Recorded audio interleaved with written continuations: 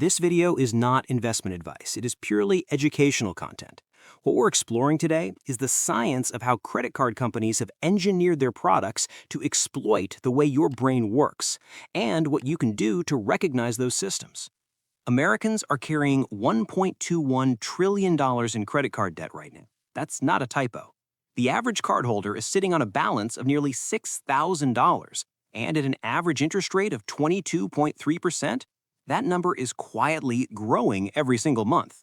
The question nobody's asking is this: is it your lack of discipline that's the problem? Or is it that credit card companies have literally designed their products to override your rational decision-making? Let's find out. Here's the dirty secret credit card companies don't want you to know. They're not fighting your willpower. They're fighting your neurobiology. MIT researchers put people in brain scanners while they shopped. With cash, the pain centers of the brain lit up. You felt the loss.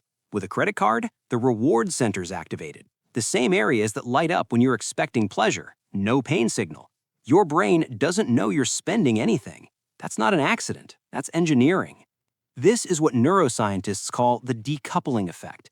There's a gap, sometimes hours, sometimes weeks, between the moment you swipe and the moment you pay.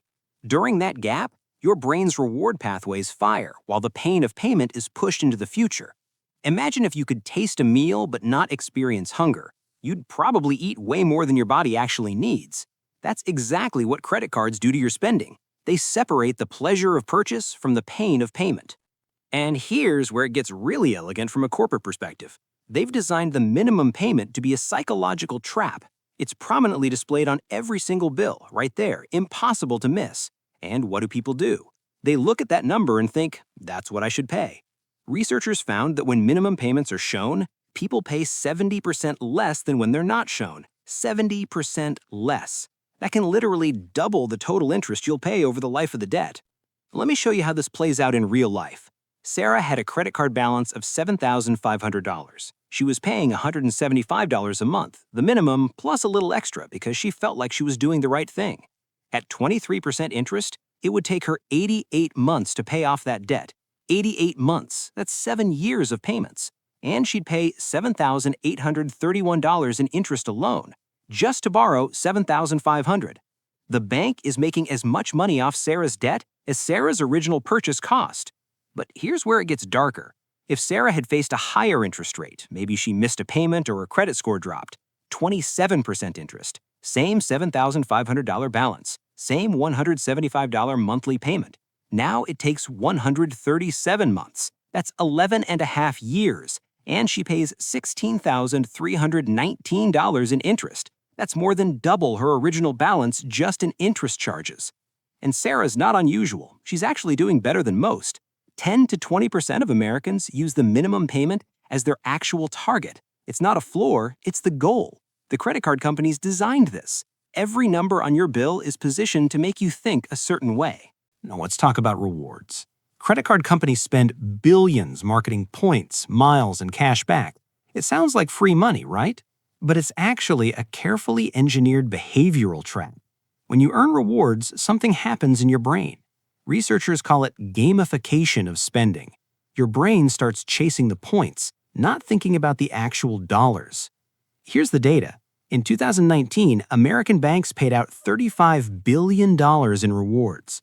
That sounds generous until you realize that over 60% of new credit cards issued are rewards cards. The banks wouldn't do this if they weren't making it back and then some. A study tracked people who got access to premium reward cards. Their total spending jumped by $118 in 1 month. That's a 10% increase. But here's the crucial part. Only 64 of that was in reward-earning categories. The other 54? Unconscious spending in categories that earn them nothing. And when researchers asked these people how much their spending had increased, they guessed $17. The actual increase was $118. They were off by about 85%. They literally couldn't see what the rewards had made them do. But here's the really unfair part. If you have excellent credit, you come out okay on rewards. High FICO credit score holders actually make money using rewards cards. But if you have lower credit, you lose money. The system is literally designed so that the poor subsidize the rich through their own spending.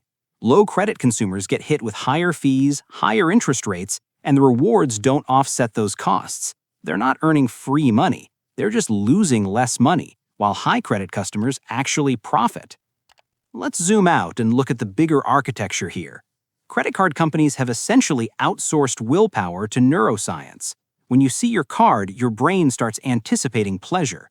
When you see the minimum payment, your brain anchors to that number. When you earn points, your brain goes into collection mode.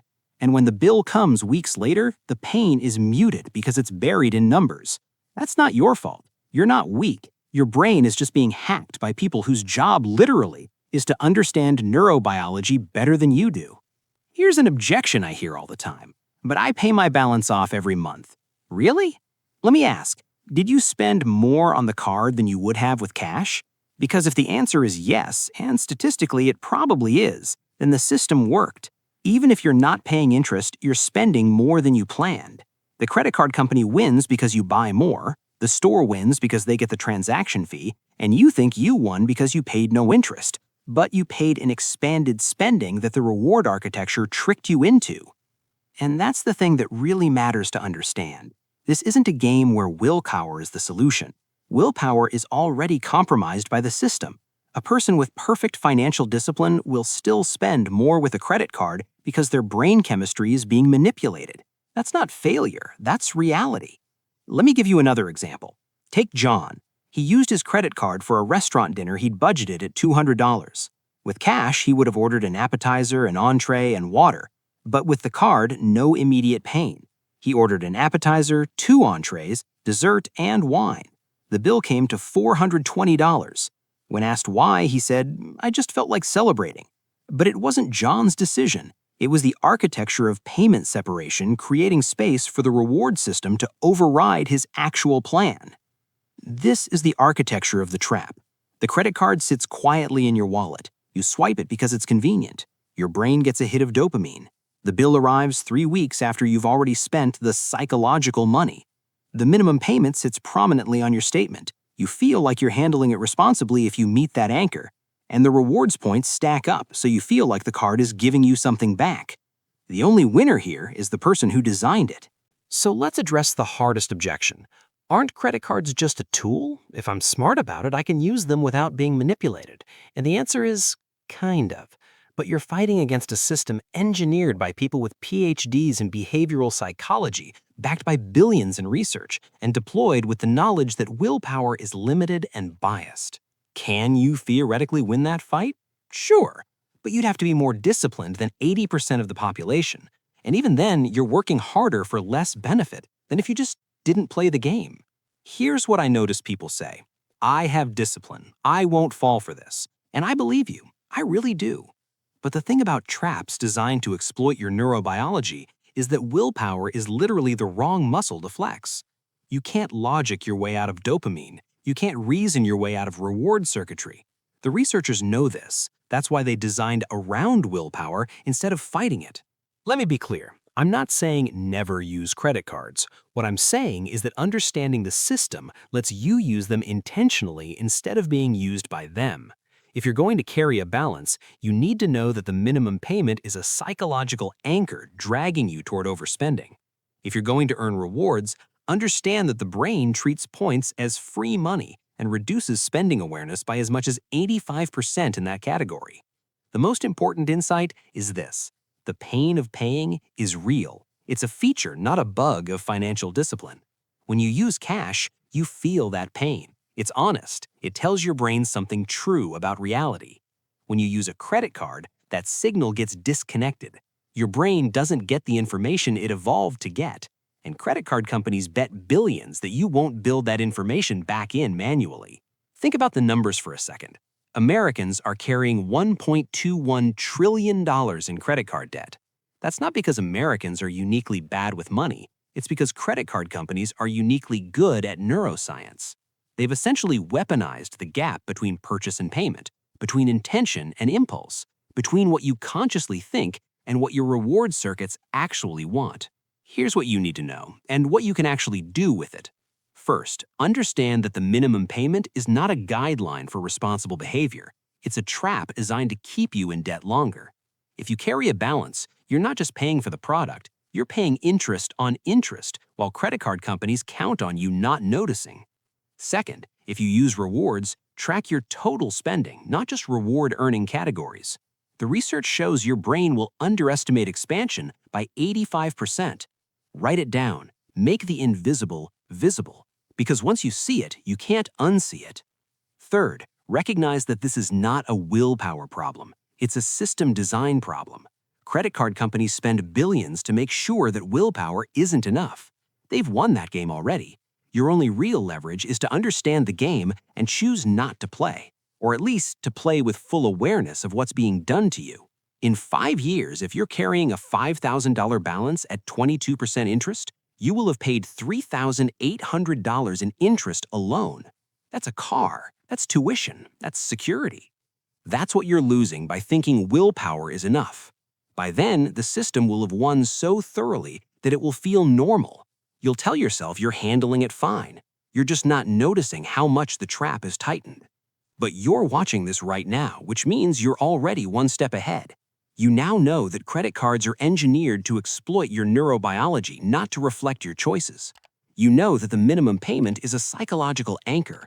You know that rewards make you spend more while feeling like you're winning. And you know that the gap between purchase and payment is doing work for the credit card companies, not for you. The question is, what are you going to do with that knowledge? Are you going to start tracking spending consciously? Are you going to stop using reward cards that make your brain think in points instead of dollars? Are you going to tell someone else what you learned so they don't lose $5,000 in interest over the next 5 years? That's the real power here. It's not willpower, it's awareness. And now you have it.